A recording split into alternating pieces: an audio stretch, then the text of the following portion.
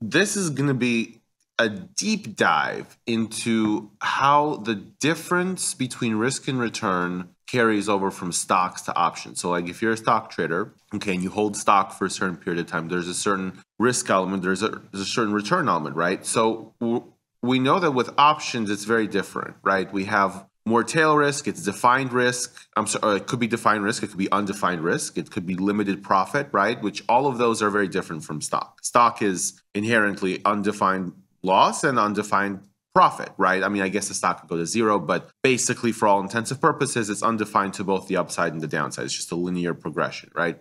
With options, it's different. So the question is, if we have over the same time period, over the last 10 years, we hold stock every 45 days, and then we trade options in our 45-day cycle. What's the difference between the risk and return between that stock position and the options position? And what can we kind of take away from, looking at it when we manage early and all that stuff? One of the more common questions we get. Yeah, so this will be a really comparing stock versus options trading.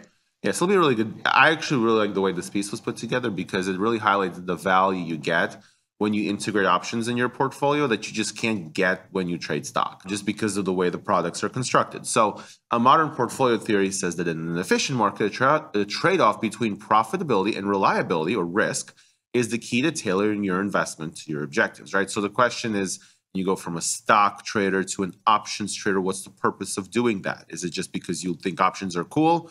Or is it because options are inherently one way or another a better trading vehicle for most retail traders, right?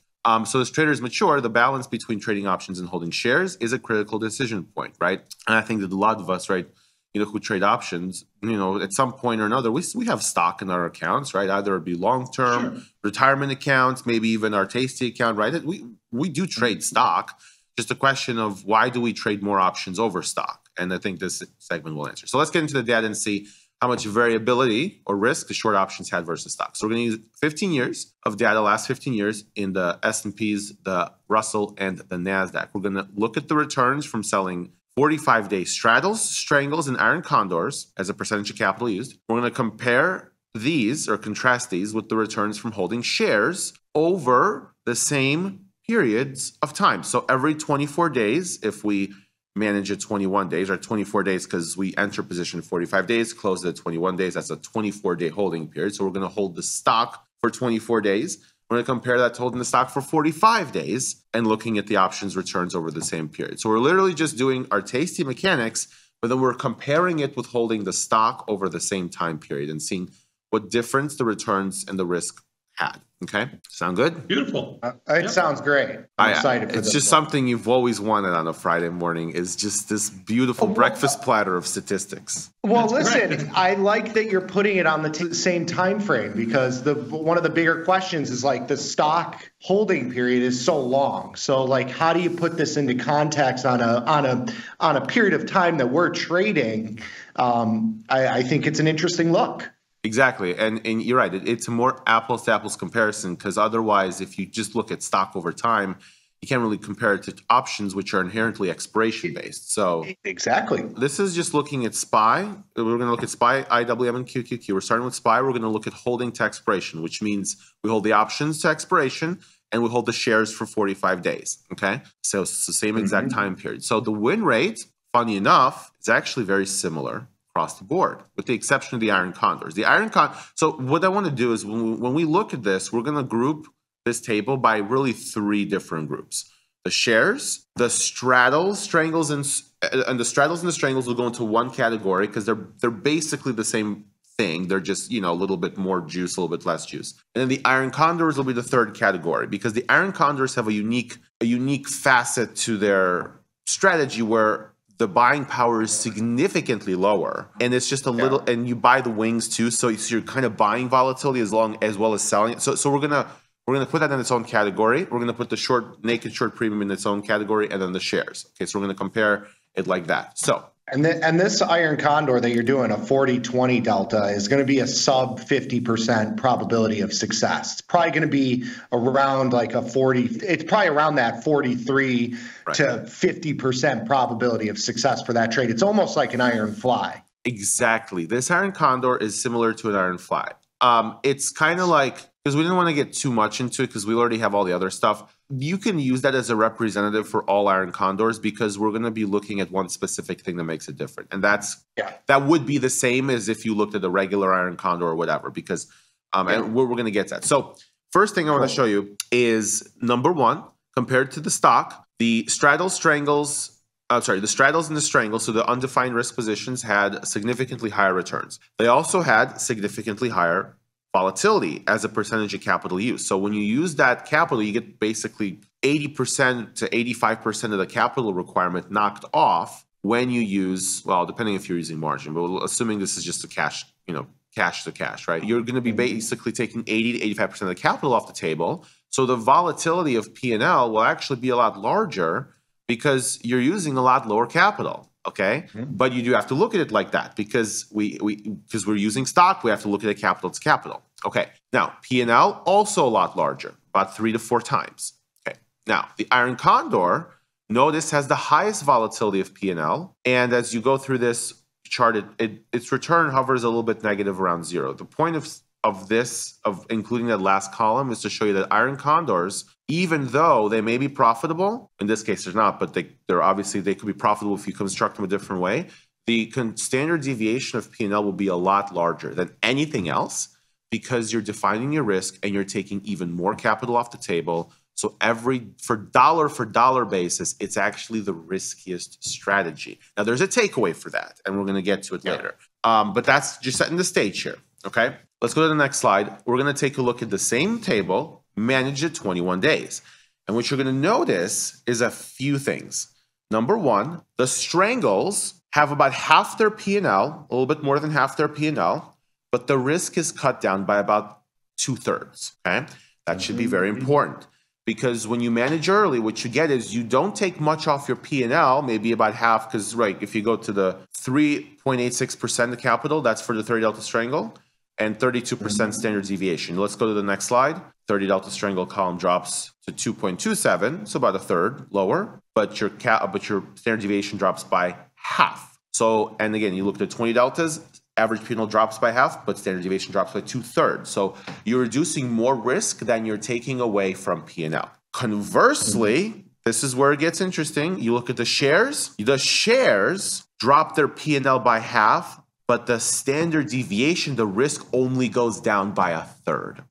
So it's almost flipped. When you reduce the duration, when you trade stock, the risk actually remains elevated while your average return can go down. The options are the opposite. Your average P&L goes down by a little bit, but your risk goes down by a lot when you manage early. So that's number one. That's takeaway number one. This is why we manage early. Okay. And that's a function of the risk too, because shares are static. So you have one-to-one risk with options. And in this study with strangles, straddles, and iron condors, you have capped amount of value that you can capture. So, when you have this static risk, it's one-to-one with movements in the stock. The strangles and straddles won't have that same sort of exposure. Right. And it's almost like you think of it this way. If you buy a stock, if you buy the S&Ps today, okay, notice that on a single day basis, you could have a lot of volatility in that. If you hold it for one day, you're basically flipping a coin. There's nothing you can do about it.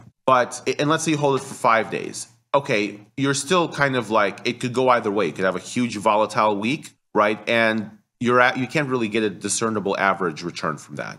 With options, it's a little bit of a different story because as soon as volatility goes down, even if the stock moves against you, you're still profitable. So even on a shorter time frame, the options have a higher probability of profit and a potential to make money because it's not like flipping a coin directionally. You also have the volatility component, which is exactly why when you look at the average win rates, they're a lot higher when you manage early. The stock win rate goes down to about, I think it's the same, 60. Last slide was 67. Actually goes down to 62.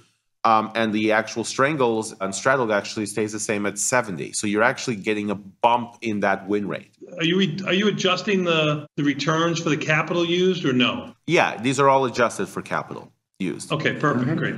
Yeah, so this is all adjusted for, and notice, okay, so now we're going to go to IWM. Same exact trend. You go to IWM. The reason why we're doing 3 underlines is to show you that this is not exclusive to one product. This theory extends to any product because this is more of a stock versus options thing as opposed to like, oh, SPY has this unique thing and everything else is kind of just random. No, this is a stock versus options thing across all underlying. So if you look at the stats for IWM, the trend from going from holding to expiration, if you go to one more slide lower, to managing in 21 days, what you'll see is the same exact trend that you saw in SPY when you chose to manage early. The same exact thing happens in IWM. If you go to the next slide, when you manage at 21 days, again, standard deviation of P&L drops by more than the strangle, but the P&L doesn't drop as much. So your strangle P&L stays relatively the same, but your risk goes down by half.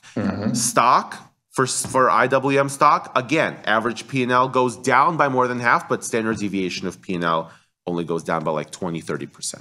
So again, you manage early, stock volatility still stays there. Option volatility goes down by a lot more. QQQ is, again, the same example. The only difference here is there's a very specific reason we included QQQ, and that's if you look at the strangles and straddles, they're all negative. Why is that? Well, because QQQ was the most bullish underlying over this last 15 years. Okay, so the question, so now if reducing the risk and keeping the P&L relatively the same wasn't a good enough reason to manage early, let's look at the next slide. Because remember all those negative returns. Now they become positive or slightly positive. Think about it this way. You sold premium in QQQ, you managed early, even after the most incredible bull run in the last 15 years, you still eked out a profit in a position that theoretically should have totally lost money because you were short calls, but it still eked out a profit if you managed early.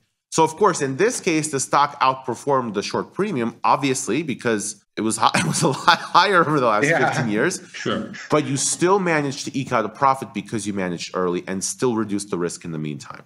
So that's the whole purpose of not even managing early, but this is why we like to include options in our portfolio, because number one, they're not as scary as people think, especially when you adjust for when you take the management into account, when you take all this risk reduction into account. And all of a sudden, even in the underlying like the NASDAQ, it's like, oh, selling naked calls, well, obviously you sold the put too, but you sell a naked premium position in the NASDAQ and you actually break even, maybe a little bit higher over the last 15 years. Like, okay, maybe that's not as scary as I thought, right? Finally, let's go to the takeaways. Now, notice we didn't really talk about the iron condors as much. And the reason is because notice that every single trend for the iron condors, the volatility of P&L stayed a lot higher because it's adjusted for capital. So the takeaway for that, and we'll get to the third one. I'm going to read takeaway number 3 first because I want to focus on that iron condor column. Because of the lower buying power for iron condors, especially narrow iron condors, which this was, the P&L deviations as a percentage of buying power was much greater for naked positions. What does that mean? Even though the buying power is lower, we don't size them up more than we would a strangle or shares. We size them up the same way, even though they may take a fraction of the capital, because the risk as a percentage of that capital used is very, very high. So doing like 3 iron condors to 1 strangle may actually be overly leveraged, even though the buying power of those 3 iron condors may be lower than the buying power of the 1 strangle. You still could be taking a lot more risk. And that's another take. So a lot of stuff in this segment. So I'm kind of going through it as much as I can without confusing everybody. So in light of modern portfolio theory, short options were generally more profitable than holding shares. Larger month-to-month volatility, of course, because you do have those tail events, but you also have a higher P&L and you have ability to take some of that risk off by managing early.